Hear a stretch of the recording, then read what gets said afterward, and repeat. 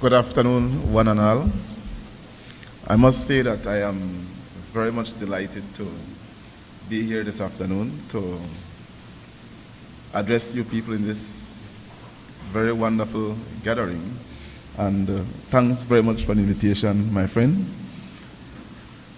As we all sit and discuss the issue of peace, and I listened to the question asked by my friend earlier when he had asked, what is it that the Muslim community is doing to help the police in fighting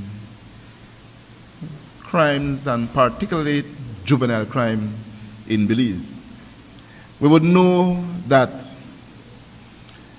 for years now, Belize City in particular had been plagued with gang violence. We have a number of young people who are growing up, and for some reason or the other, they appeared to have no purpose in life. These young people engaged in gang activities, and they do things to each others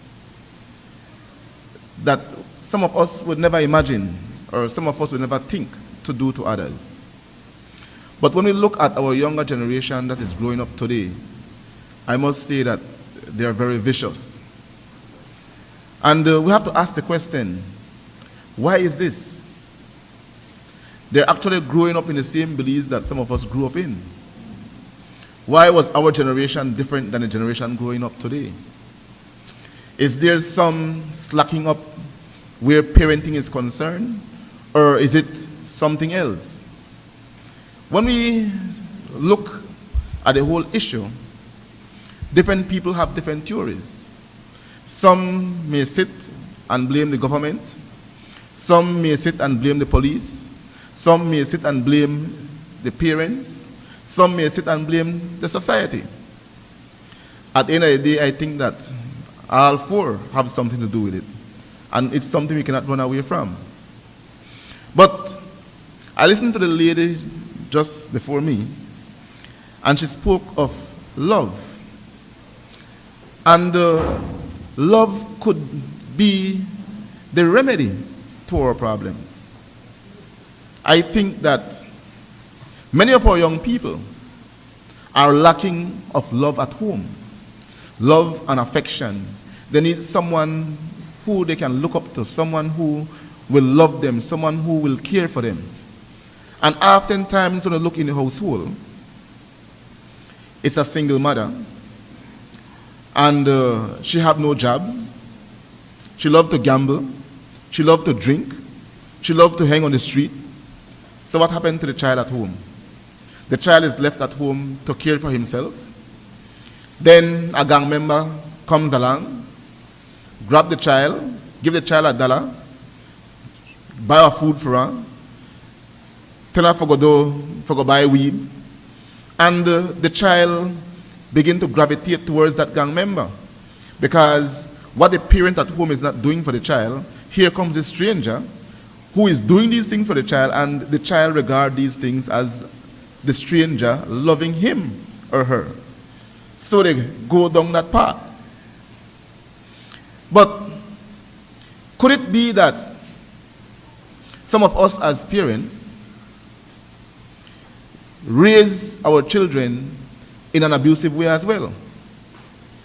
The way you listen to how the parent speak to the child on the streets and at home in such a language that you won't even use to an adult. They beat the child like an animal. They use curse language to the animal, to the child.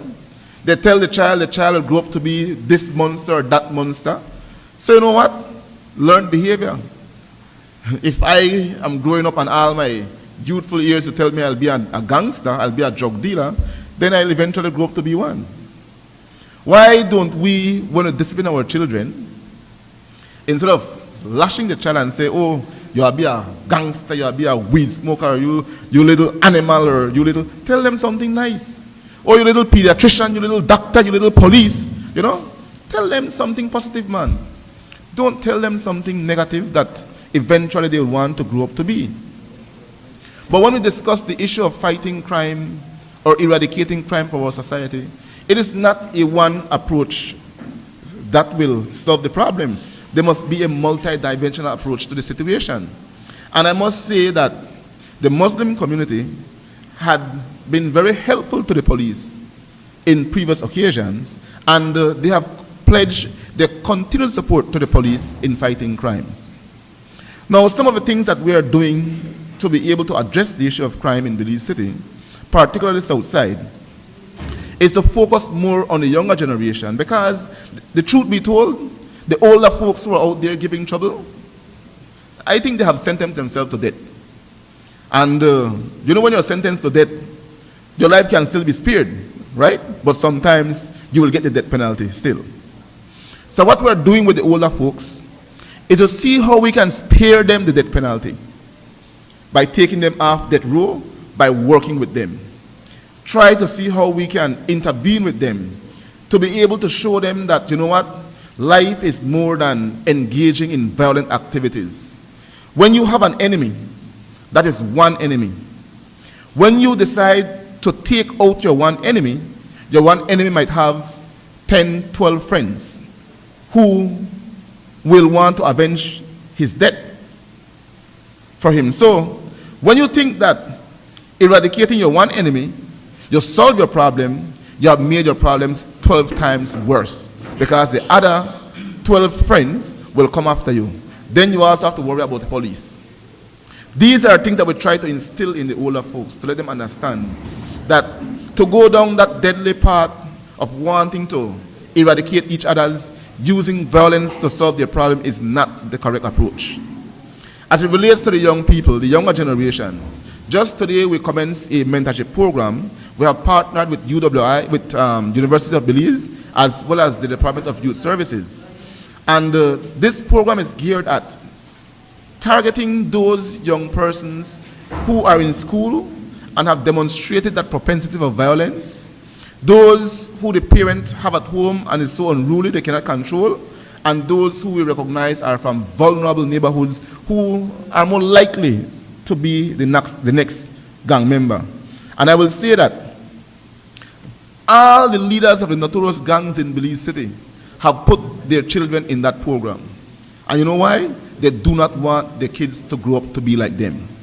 So what we're doing with the mentorship program we started today is to work with these young people. We have the facilitators from University of Belize, the social science department, who are working with the children.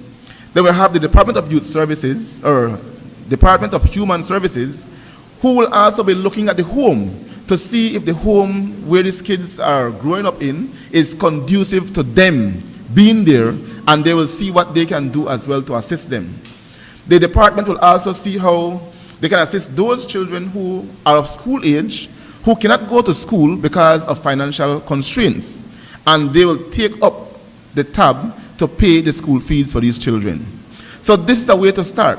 We're hoping that through this program, we can break the gang cycle, that these generation that we're working with today, that they will not be the next gang generation that we'll have to deal with 5-6 years from now. So we're hoping to get some positive results out of this.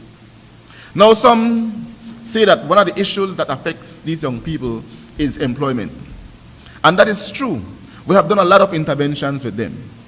But every time intervention is over, they still go home with empty stomach. So they need employment. They have families to feed. Cisco have obtained a contract to construct the highway from Halover Bridge to Napa Roundabout.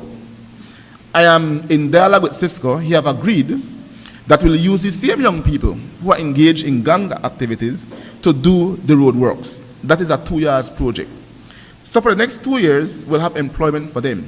Now you would know that in 2012 and 2013, those of you who are from Belize, that the government did the same experiment with Belize City when they began the road works in Belize City.